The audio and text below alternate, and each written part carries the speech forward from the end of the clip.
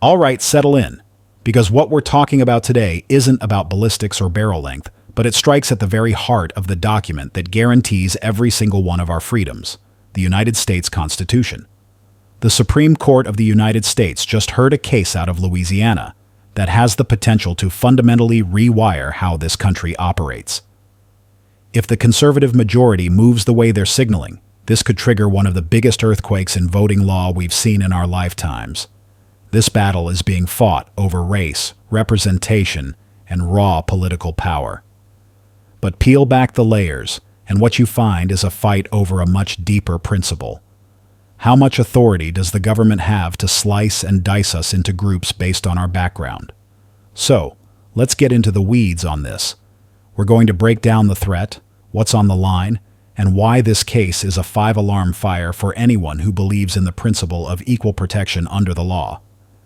It all starts with a piece of legislation called the Voting Rights Act of 1965. This law was forged in fire to crush racial discrimination at the ballot box. But for years, it's been in the crosshairs. Conservative legal minds have been chipping away at its armor in past rulings, landing major blows in 2013 and again in 2021.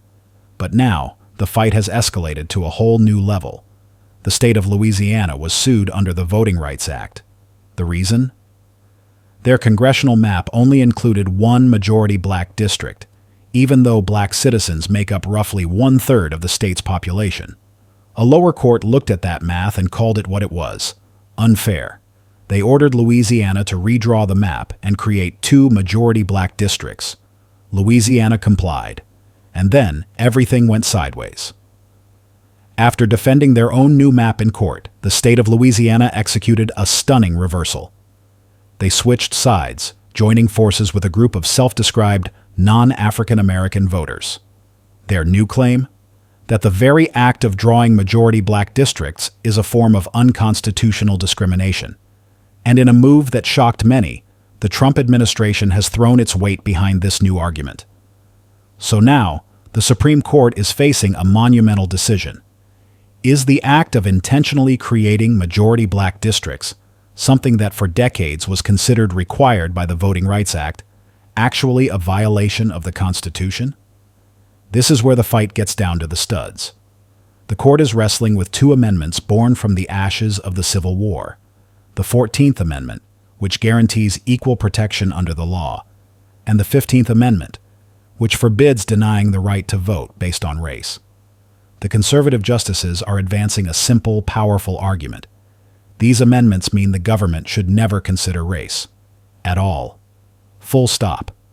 This is that colorblind interpretation of the Constitution you've been hearing about. It's the exact same legal logic the court used last year when it dismantled the use of race in college admissions. The reasoning goes like this.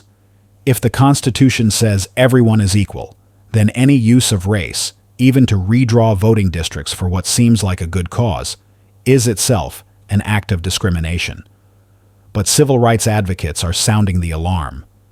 They argue that you have to consider race sometimes, because the entire point of the Voting Rights Act was to remedy existing racial discrimination.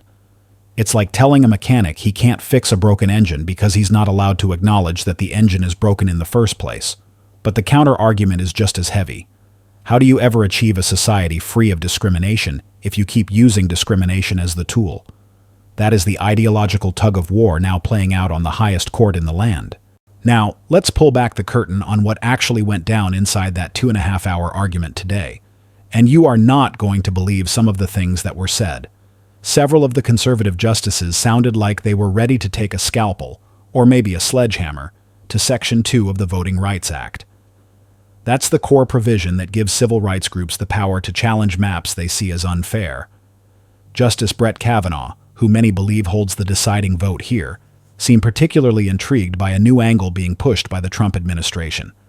Instead of completely nuking Section 2, they proposed rewriting the rules from a landmark 1986 Supreme Court case, Thornburg v. Gingles. That case established the entire framework for deciding when states are required to draw majority-minority districts. The Trump administration's proposal is this: keep Section 2 technically alive, but give states a massive escape hatch, allow them to defend themselves by claiming they were only pursuing political goals, not racial ones. Let me translate that into plain English. If a state can argue, we weren't trying to dilute the black vote, we were just trying to help our party win, that could now be a legally sound defense. Does that sound familiar? It should.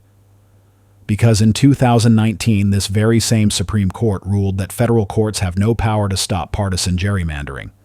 This case could throw the floodgates open even wider. Justice Kavanaugh even remarked to Louisiana's lawyer, "I guess that solves a lot of concerns you've identified." To me, that sounded a lot like a man who just found an answer he likes. Meanwhile, Chief Justice John Roberts was playing his cards close to his chest. He was the one who sided with the liberals in the 2023 case that upheld race-based redistricting in Alabama. But today, he downplayed that decision, calling it simply a matter of following existing precedent. That could be coded language for, "Don't expect us to stick with that this time around." On the other side, the court's 3 liberal justices came out swinging. Justice Sonia Sotomayor flat out accused the Trump administration's argument of being a backdoor way to eliminate Section 2 entirely. Attorney Janiyah Nelson, representing the civil rights groups, warned the court that this new rule would swallow Section 2 whole. Justice Elena Kagan drove home a powerful point, arguing that the only reason race is even a factor here is to fix a proven violation of the law. In her words, it's a remedy for proven discrimination, not a tool to create new divisions. But then we heard from Justice Ketanji Brown Jackson, and what she said was stunning. She declared that congressional districts need to be drawn based on race because, in her view, black people are analogous to disabled people. Her exact quote was, "They don't have equal access to the voting system. They're disabled." As the arguments continued, it was clear the conservative majority wasn't buying it. Justice Neil Gorsuch shot back that the current system actually forces states to intentionally discriminate on the basis of race. And Justice Samuel Alito framed the entire debate with a simple, devastating question. If the goal is to maximize representatives of a particular party, that's partisan, not racial. Isn't that right? You can see the pivot here. The entire conservative strategy is to rebrand this fight.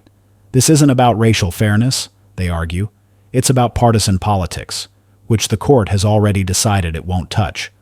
So what happens if Louisiana pulls this off? What if the court agrees? The fallout could reshape elections from coast to coast. A broad ruling in favor of Louisiana could effectively vaporize the requirement for states to create districts where minority voters can elect the candidates of their choice. This would hold true even in states with documented century-long histories of discrimination. The principle of equal protection would be redefined. Some analysts predict this would lead to a sharp decline in the number of minority lawmakers in the United States Congress and in state legislatures nationwide. And since black voters have historically tended to vote for the Democratic Party, this could fundamentally shift the balance of power toward Republicans in key states, just in time for the 2026 midterm elections. Take a look at the map that the New York Times put out. If this ruling comes down the way it looks like it will, the American South is poised to become even more solidly red. You have to understand, this decision wouldn't be happening in a vacuum. It would fit perfectly into a pattern we've seen from this specific Supreme Court. This is the same court that stripped race from college admissions, the same court that has previously weakened the Voting Rights Act, and the same court that has explicitly stated that federal judges have no power to stop partisan gerrymandering. A ruling for Louisiana could be the final move that closes the loop, bolting these doors shut even tighter. Civil rights groups are warning that this could be the final nail in the coffin for the core protections of the Voting Rights Act. But for others, this moment could mark a long-awaited return to what they see as true constitutional colorblindness, a principle where the government is forbidden from sorting its citizens into groups for any reason, even if it's done in the name of equality. Either way, the outcome will redefine the role of race in American law for generations to come. We likely won't see a final ruling for a few months, probably in June. But the writing may already be on the wall. Louisiana's shocking flip-flop, the Trump administration's legal brief, and the pointed questioning from the conservative justices today all seem to be pointing in one direction. The Supreme Court isn't just looking at redrawing a single map in one state. It is on the verge of redrawing the very boundaries of race and representation in America. Some will call it the restoration of fairness. Others will call it the gutting of one of the last great civil rights safeguards we have left. I'll be following this one like a hawk, and we all should be, because this could drastically change the face of elections going forward. Let me know in the comments down below. Are you up for more of these types of constitutional news updates that aren't specific to the Second Amendment, but will absolutely affect the Second Amendment? I want to hear from you. I love you all. God bless you. I'll see you on the next one. Take care.